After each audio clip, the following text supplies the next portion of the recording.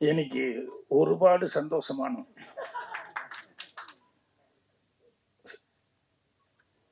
Heroine அறிவும் ஏது கொண்டானோ இல்லை, ஒரு தமிழ் ஆட்களையும் தமிழ் இண்டஸ்ட்ரியும் நம்பி ஒரு மலையாள டீமே சேவகர் படத்து மூலமாக இங்கே வந்திருக்காங்க அப்படின்னு சொல்லும்போது அதுக்கு தான் ரொம்ப சந்தோஷமாக இருக்குது. உங்களுக்கு அதுக்காக ப்ரொடியூசர் ராஜன் ஜோசப் அவர்களுக்கு நன்றி தெரிவிச்சுக்கிறேன். அதே மாதிரி டைரக்டர் அவருக்கும் என்னுடைய நன்றியை தெரிவிச்சுக்கிறேன். ஏன்னா கண்டிப்பாக உங்களுக்கு அவர் இவ்வளவு கூட்டம் இருக்குன்னு சொல்லிட்டு நம்ம போஸ் பேசும்போது சொல்லிக்கிட்டு இருந்தார். கூட்டம் மட்டும் இல்லை, உண்மையான ஆதரவு கொடுக்குற கூட்டமே இங்கே இருக்குது. எந்த இண்டஸ்ட்ரியிலிருந்து வந்தாலும் மரியாதைக்குரிய பத்திரிகை நண்பர்கள், ஊடக நண்பர்கள் எல்லாத்துக்கும் என்னுடைய பணிவான வணக்கம் தெரிவிச்சுக்கிறேன். மற்றும் வந்திருக்க எல்லாத்துக்குமே என்னுடைய பணிவான வணக்கம். படத்தோட டைட்டில் சேவகன். உண்மையிலேயே ரியல் லைஃப்லேயும் சேவகனாக இருந்துட்டு, இன்னும் குறிப்பாக தமிழ் இண்டஸ்ட்ரிக்கு சேவகனாக இருக்கிற ராஜன் சாருக்கு என்னுடைய தெரிஞ்சுக்கிறேன்.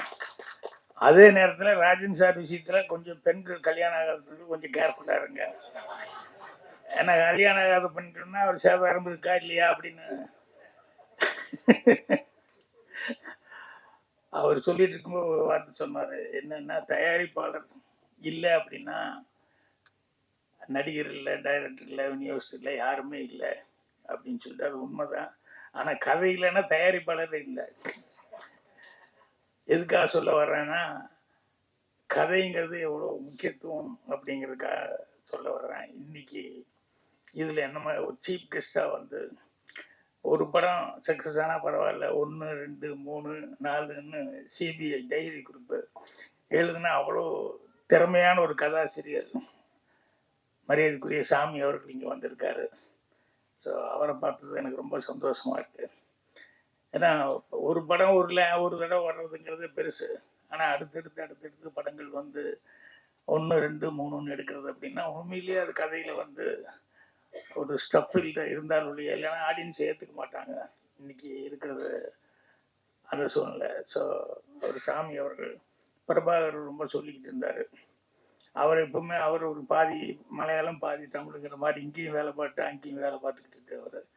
அவர் அப்பப்போ அதை பற்றி எல்லாமே மேட்டர்லாம் சொல்லிட்டு இருப்பார். அப்புறம் படத்தினுடைய தயாரிப்பாளர் ராஜன் ஜோசப் அவர் அவருடைய இது சொல்லிட்டு இருந்தார் பயோகிராஃபி மாதிரி. நான் முதல்ல எப்போ வந்தேன், அதுக்கப்புறம் என்ன நல்லா முயற்சி பண்ணி பார்த்தேன், அப்புறம் சரியாக வரல அப்படின்னு சொல்லிட்டு அப்புறம் தான் அமெரிக்காவுக்கு நான் போயிட்டேன். இருந்தாலும் இந்த சினிமாங்கிறது என்னென்னா, அது அப்படி ஒரு பிடிச்சிக்கிச்சுன்னா உள்ள மனசுக்குள்ளே அது விடவே விடாது. எங்கே போனாலும் மறுபடியும் இழுத்துட்டு வந்துடும். அது மாதிரி அவர் வந்து அவர் சுய சம்பாத்தியத்துக்கு வச்சுட்டு இண்டஸ்ட்ரிக்குள்ளே வந்ததுங்கிறது பெரிய சமாச்சாரம். மலையாளத்துலேயும் படம் எடுத்திருக்காரு. அதுக்கப்புறம் இந்த படம் தமிழில் எடுக்கணும் அப்படின்னு சொல்லிட்டு உண்மையிலேயே தமிழ் மேலே ஒரு ஆர்வத்தோடு வந்திருக்காரு. ஸோ அவருடைய அந்த முயற்சிக்கு அந்த பணம் நஷ்டம் இல்லாமல் பண்ணுறதுக்கு டைரக்டர் 25 நாளில் அந்த படத்தை முடிச்சிருக்காரு. அப்படிங்கும்போது அப்போ எந்த அளவுக்கு அவர் ஸ்ட்ரெயின் பண்ணி பிளான் பண்ணி எடுத்திருப்பாரு அப்படிங்கிறது. ஏன்னா 16 நாளில் எடுக்கும்போது 32 நாள் தான் நினைக்கிறேன் அந்த மாதிரி. ஆனால் அது எவ்வளோ பெரிய வெற்றி, அதுலேருந்து எத்தனை பேர் எல்லாம் சாதனையாளர்கள் அதுக்கப்புறம் பின்னால் வந்தாங்க அப்படின்ட்டு. ஸோ பிளானிங் அப்படிங்கிறது இன்றைக்கி இண்டஸ்ட்ரி இருக்கிற சூழ்நிலைக்கு கண்டிப்பாக கரெக்டாக பிளான் பண்ணி பண்ணாங்கன்னா அது தயாரிப்பாளரை காப்பாற்றும். தயாரிப்பாளர் காப்பாற்றுனா அவர் அமெரிக்காவிலேருந்து ஒரு அடுத்தடுத்த ஒரு படம் எடுக்கிறதுக்கு அவருக்கு ஒரு ஆர்வமாக இருக்கும். ஸோ அதுக்கு எல்லாருமே கோஆப்ரேட் பண்ணியிருக்காங்க அப்படிங்கிறது. அவர் பிரஜன் என்கிட்ட பேசிட்டு இருக்கும்போது எவ்வளோ நாள் என்னன்னு கேட்கும்போது அவர் தான் சொன்னார், நைட்டு 1.5 கால் ஷீட் போகும், 2 கால் ஷீட் போகும், 25 டேஸில் இதை முடித்தார் அப்படின்னு சொல்லிட்டு. ஸோ போஸ் என்கிட்ட டைலாக் படத்தில் நல்லா பேசியிருக்காருன்னு ரஜினி சார் சொன்னார். ரியலாகவும் டைலாக் நல்லா தான் இருந்தது. ஏன்னா உடற்பூர்வமாக பேசினார். தயாரிப்பாளர்கள் யாரும் கஷ்டப்படக்கூடாது, சிரமம் இல்லாமல் இருக்கணும் அப்படின்னு சொல்லிட்டு. நம்ம ப்ரொடியூசர் சொல்லிட்டு வரும்போது நான் நோட் பண்ணுறது தான், சினிமா அப்படின்னோடனே அது மேலே ஆர்வம் வந்துட்டு அது எத்தனை வருஷம் ஆனாலும் எங்கே போனாலும் என்ன பொசிஷனுக்கு வந்தாலும் மறுபடியும் அதுக்குள்ளே எப்படியாவது வந்து ஒரு கால் வச்சுட்டு போனால் தான் நல்லா இருக்கும் அப்படிங்கிற மாதிரி நினைப்பாங்க. நான் முன்னாடியே சொல்லியிருக்கேன். நான் ஏற்காடு ஷூட்டிங் போனப்போ ஒரு டாக்டர் இன்ட்ரடியூஸ் பண்ணாங்க. அப்புறம் அவர் பெரிய ஹாஸ்பிட்டல் வச்சுருக்காரு.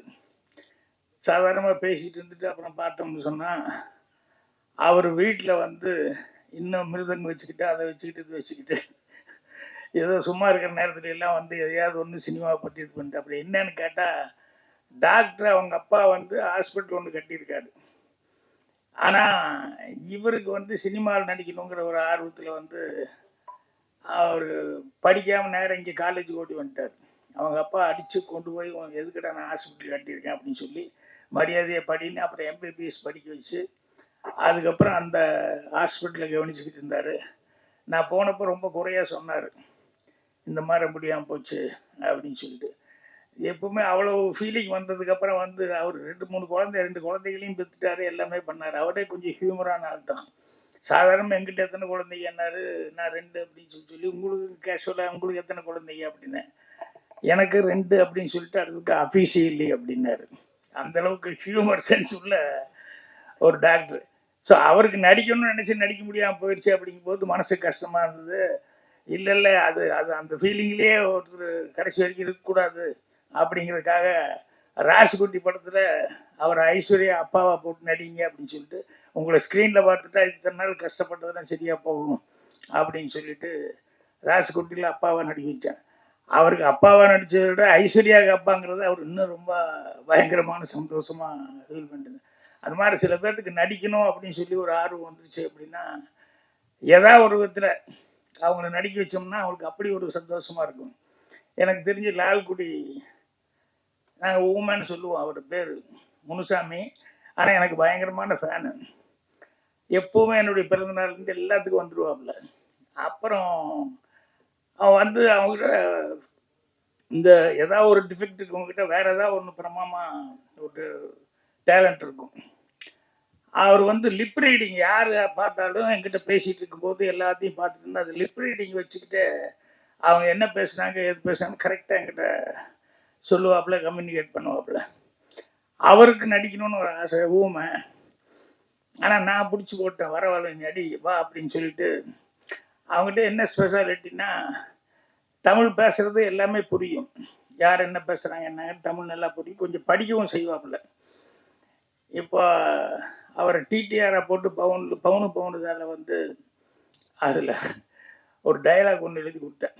நான் டிக்கெட்டெல்லாம் வந்துடுவேன், அவர் அப்படியே மேலேருந்து கீழே வரைக்கும் பார்த்துட்டு எந்த ஊர்லேருந்து வர்ற அப்படின்னு சொல்லி கேட்கணும். இப்போ டிக்கெட்டெல்லாம் வந்திருக்கே அறிவில்லை, எந்த ஊர்லேருந்து வர்ற அப்படின்னு இது வந்து எழுதி கொடுத்துட்டேன். எழுதி கொடுத்தோடனே உடனே அதை வாங்கி பார்த்துட்டு நான் டேக்கில் சொன்னேன் கேட்க அப்படின்னு சொல்லிட்டு டக்குன்னு அந்த லிப்பு மட்டும் அந்த டைமிங் கொடுப்பாப்புல. இதை அந்த படத்துலாம் நடிக்க வச்சதுக்கப்புறம் தேட்டரில் வந்து படம் பார்க்குறவங்க அந்த ஊருக்காரங்க இருப்பாங்க இல்லையா, அந்த ஆள் பேச மாட்டார், ஊமை அப்படின்னு தானே எல்லாம் நினச்சிருப்பாங்க. அவர் திடீர்னு தமிழில் பேசுகிறாருன்னு டப்பிங்கில் எல்லாரும் எப்படி அந்த ஆள் பேசுகிறேன் எப்படி அந்த ஆள் பேசுகிறான்னு எல்லாரும் அவர்கிட்ட கை ஊற்றி எப்படின்னாங்க. அது அவருக்கு எவ்வளோ சந்தோஷமாக இருக்குது அப்படிங்கிறது. அதுக்கப்புறமா அந்த மாதிரி நிறைய பேர் இருக்காங்க கேரக்டர்ஸ். ஸோ அவங்களுக்கு எல்லாம் அந்த ஆர்வம் அப்படிங்கிறது வந்து கடைசி வரைக்கும் இருந்துகிட்டு இருக்கும். ஸோ இதில் ஒரு வந்து படம் எடுக்கிறது மட்டும் இல்லாமல் நடிக்கவும் செஞ்சுட்டாரு. அந்த படம் அவசியம் நான் பார்க்கணும், மலையாளத்தில் செஞ்சது இல்லையா. ஸோ இந்த படத்தில் எல்லாம் ஒர்க் பண்ணவங்க எல்லாருக்குமே வந்து கண்டிப்பாக பிரஜன், ஆறுகளம், நரேன், போஸ் வெங்கிட்டு, சகானா எல்லாத்துக்கும் அட்வான்ஸாக என்னுடைய வாழ்த்துக்கள் தெரிவிச்சுக்கிறேன். ஏன்னா அவர் நல்ல ப்ரொடியூசர் கிடைச்சிருக்காரு, அதே நேரத்தில் நல்ல டைரக்டரும் கரெக்டாக பிளான் பண்ணியிருக்காரு. அதனால் படம் கண்டிப்பாக நல்லா இருக்கும் அப்படின்னு சொல்லிட்டு எனக்கே ஒரு நம்பிக்கை வந்துருக்கு, பார்க்கணுன்னு சொல்லி. அப்புறம் மியூசிக் டைரக்டர் நான் சிங்குன்னு ரொம்ப செல்லமாக சொல்லுவேன். எப்பவுமே என்கிட்ட அறிமுகமானதுலேருந்து மோகன் அப்படின்னு சொல்லி கூப்பிட்றதுங்கிறது ரொம்ப ரேரு. நான் சிங்குன்னு தான் சொல்லுவேன். ஸோ அவர் வந்து எப்போ பாரு கோடம்பாக்கத்தில் வந்து ஏவிஎம் ஸ்டுடியோவிலேயே சுற்றிக்கிட்டு இருப்பார். எனக்கு தெரிஞ்சு ரொம்ப காலமாக நான் சந்தித்த நாள்லேருந்து சுற்றிக்கிட்டு இருக்காரு. என்னைக்கா ஒரு நாளைக்கு அந்த இடத்த பிடிச்சிடுவேன் அப்படின்னு சொல்லிட்டு இன்னைக்கு கரெக்டாக பேர் வந்து டைட்டில் வந்து ஃபர்ஸ்ட் படம் பல படம் முயற்சி பண்ணாரு. ஆனால் இந்த படம் தான் வந்து அவருக்கு கரெக்டான ஒரு சொல்லக்கூடிய பேர் சொல்கிற அளவுக்கு ஒரு படமாக வந்திருக்கு. அவர் எல்லாரும் சொன்ன மாதிரி அந்த நீலாம்பரி பாட்டுன்னு இருந்தது, அந்த பள்ளிக்கூட மணி யோசை கேட்டேன்னு சொல்லி காலை நேரம்னு சொல்லிட்டு அந்த மெலடி நல்லா இருந்தது. எனக்கு பரவாயில்லையே, நம்ம சிங்கு நல்லா பாட்டு போட்டிருக்காரு அப்படின்னு சொல்லிட்டு நினச்சிக்கிட்டேன். ஏன்னா அவர் நல்லா, அதாவது மனோரமா கிட்ட எல்லாம் அவ்வளோ வருஷம் இருந்தது அப்படிங்கிறதெல்லாம் வந்து அது எவ்வளோ கரெக்டாக நடத்தி இருந்திருந்தாலும் அவங்க கடைசி வரைக்கும் இவரை வந்து கூட வச்சுட்டு இருப்பாங்க அப்படின்ட்டு. அதே மாதிரி நம்பிக்கை தளராமல் வந்து கடுமையான முயற்சியிலே இருந்துட்டு இருப்பார். அப்பப்போ நாங்கள் பேசிக்கிட்டோம்னா இந்த சக்கரை செட்டியாரை பற்றி அடிக்கடி பேசிக்கிட்டோம். அவருக்கு சுகர் இருக்கு, எனக்கு சுகர் இருக்கு. நான் அவரை நல்லா விசாரிச்சுக்குவேன், அவர் என்ன விசாரிச்சுக்குவார். எப்படி இருக்கு சார், லெவல் எப்படி இருக்குங்க அப்படின்னு. அப்படியே தான் சார் இருக்கு அப்படின்னு ஒருத்தருக்கு ஒருத்தர் வந்து ஆறுதல் சொல்லிக்குவோம். அதுக்கு நடுவுலையும் வந்து அவர் தளராமல் அவர் அந்த ஏவிஎம் ஸ்டுடியோ காலில் இருந்துச்சோம்னா கரெக்டாக ஒரு வேலைக்கு போகிற மாதிரி கரெக்டாக அங்கே போய் யாராவது கிடைப்பாங்களா என்ன அதுன்னு சொல்லிட்டு அந்த அளவுக்கு வந்து அவர் முயற்சி பண்ணிக்கிட்டே இருப்பார். ஸோ அவருக்கும் இந்த படம் மூலமாக அவர் நல்ல இது. இப்போ சமீபத்தில் நான் வந்து ஒரு படம் ரிலீஸ் ஆகி நல்லா போயிட்டுருக்கு, 35 அப்படின்னு சொல்லி தெலுங்கு படம். அதில் நானும் ஆக்ட் பண்ணியிருந்தேன், பிரின்ஸிபலாக ஆக்ட் பண்ணியிருந்தேன். அது குழந்தைகளை பற்றி ஒரு சப்ஜெக்ட். தமிழ்லேயே அடுத்த மாதம் ரிலீஸ் பண்ண போகிறாங்க. தெலுங்குல ரிலீஸ் ஆகி பெரிய ஹிட் ஆயிடுச்சு. அந்த படத்துக்கு பெரிய ஹீரோஸ் யாருமே கிடையாது. அதில் ஒரு சின்ன பையனை வச்சு, அதுதான் குழந்தை சைக்காலஜி சம்மந்தப்பட்ட ஒரு சப்ஜெக்டு. அந்த டைரக்டர் சாதாரண மீடியமான ஆர்டிஸ்டுகள்லாம் வச்சுருந்தார். ஒரு காமெடியன் ஃபெமிலியரான ஒரு ஆள் இருந்தார். அவர் அது கூட ரொம்ப ஃபெமிலியர் இல்லை, அவரும் அப்போ தான் அப்கமிங்கில் வந்துட்டு இருந்தார். அதுக்கப்புறம் பார்த்தா இப்போ நான் இருந்தேன், இன்னொரு 2-3 அவங்க எல்லாருமே சிம்பிளான ஆளுங்க. ஒரு பையனை நம்பி தான், அந்த பையனை பற்றி தான் சப்ஜெக்டு. இப்போ அமீர்கான் கூட தாரே ஜமீன் பர் ஏதோ ஒரு படம் எடுத்திருந்தார், அந்த ஜாதி படம். ஸோ அந்த கதை வந்து சொல்லி பிரின்சிபலாக நீங்கள் நடிக்கணும்னு சொல்லி கேட்டப்போ நான் கதையை சொன்னப்போ ரொம்ப நல்லா இருக்குது, கண்டிப்பாக அது சக்ஸஸ் ஆகும் அப்படின்னு சொல்லி சொன்னேன். சாதாரணமாக தெலுங்கு படங்க அப்படின்னு சொல்லும்போது அங்கே வந்து கண்டிப்பாக ஐட்டம் சாங் இருக்கா, ஃபைட் எவ்வளோ இருக்குது, அதுக்கு தகுந்த மாதிரி ஃபெமிலியர் ஆர்டிஸ்ட் இருக்கா அப்படிங்கிறத மெயினாக அதிகமாக பார்க்குறதுங்கிறது தெலுங்கில் வந்து பார்ப்பாங்க. ஆனால் அந்த டைரக்டர் ரொம்ப நம்பிக்கையோட கதையை மட்டும் நம்பி, இந்த கதைக்கு சாதாரணமாக ஒரு சின்ன பையன் இருந்தால் போதும், சிம்பிளான ஆர்டிஸ்ட் இருந்தால் போதும் அப்படின்னு சொல்லிட்டு அதை வந்து எல்லா லாங்குவேஜ்லேயும் பண்ணணும் அப்படிங்கிற மாதிரி நான் எடுக்கும்போதே கூட தமிழ்லேயும் சேர்த்து தான் எடுத்தார் அவர். என்ன இங்கே தெலுங்கில் ஒரு டேக் எடுத்துட்டு அப்புறம் தமிழ்லேயும் ஒரு டேக் எடுத்தார். இப்போ போன வாரத்தில் அது நான் ஹைதராபாத்தில் அந்த படம் இது போட்டிருந்தாங்க, 6ஆம் தேதி தான் ரிலீஸ் ஆச்சுன்னு நினைக்கிறேன். அதுக்கு நானும் போயிருந்தேன். அப்போவே அதுக்கு வந்திருந்தவங்க எல்லாருமே நிறைய பேர் படம் பார்த்துட்டு படத்தை பற்றி ரொம்ப சிறப்பாக சொன்னாங்க. அது இப்போ தமிழில் வேறு ரிலீஸ் ஆக போகுது. எதுக்கு சொல்ல வரேன்னா, தெலுங்குல வந்து கண்டிப்பாக கம்பல்சரியாக நல்ல நடிகர்கள் வேணும், அவங்க வேணும், இவங்க வேணும், அப்போ தான் அந்த ஆடியன்ஸு நினைப்பா பார்க்க வருவாங்க அப்படின்ட்டு இருக்குது. அதே கிடையாது. நல்ல படமாக இருந்தாலும் நாங்களும் பார்ப்போம் அப்படிங்கிற மாதிரி தெலுங்கு இண்டஸ்ட்ரி பூராமே வந்து அந்த படத்தை வந்து ஆடியன்ஸ் பார்த்து லைக் பண்ணியிருக்காங்க. எதுக்கு சொன்னேன்னா, தெலுங்கை விட தமிழுங்கிறது வந்து இன்னும் அதிகமாக புது ஆட்களுக்கு வாய்ப்பு கொடுத்தா தமிழ் இண்டஸ்ட்ரி தான் அது ரெவல்யூஷனாக இருந்திருக்கு. எல்லா லாங்குவேஜ்காரங்களும் கேட்பாங்க, உங்கள் இதில் மட்டும் எப்படிங்க எல்லாம் புது ஆளுகளை வச்சுருக்கிறீங்க, புது டைரக்டர் வச்சுருக்கிறீங்க, புது தயாரிப்பாளர் வர்றாங்க அப்படின்னு. அது என்னென்ன முழுக்க முழுக்க தமிழ் ஆடியன்ஸை நம்பி தான் வந்து அந்த மாதிரி. ஏன்னா தமிழ் ஆடியன்ஸு எதாக இருந்தாலும் புதுசாக இருந்தாலும் பரவாயில்ல, நல்லா இருக்கா அப்படின்னா தமிழ் ஆடியன்ஸு கண்டிப்பாக இங்கே வந்து பெரிய வரவேற்பு கொடுப்பாங்க. அது மாதிரி இப்போது தமிழ்லேயும் வந்து இந்த படம் வந்து கண்டிப்பாக வெற்றி பெறும். ஏன்னா மேட்ரு என்ன அப்படிங்கிறது தான் பார்ப்பாங்க.